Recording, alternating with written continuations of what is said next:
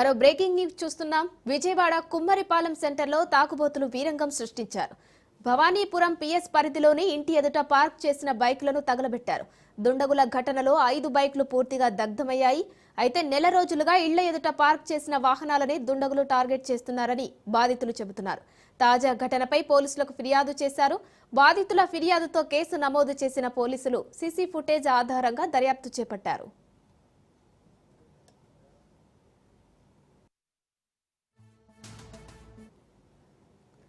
విజయవాడ కుమ్మరిపాలెం సెంటర్లో తాగుబోతులు వీరంగం సృష్టించారు. భవానీపురం పిఎస్ పరిధిలోని ఇంటి ఎదుట పార్క్ చేసిన బైకులను తగులబెట్టారు. దుండగుల ఘటనలో 5 బైకులు పూర్తిగా దగ్ధమయ్యాయి. అయితే నెల రోజులుగా ఇళ్ల ఎదుట పార్క్ చేసిన వాహనాలని దుండగులు టార్గెట్ చేస్తున్నారని బాధితులు చెబుతున్నారు. తాజా ఘటనపై పోలీసులకు ఫిర్యాదు చేశారు. బాధితుల ఫిర్యాదుతో కేసు నమోదు చేసిన పోలీసులు సీసీ ఫుటేజ్ ఆధారంగా దర్యాప్తు చేపట్టారు.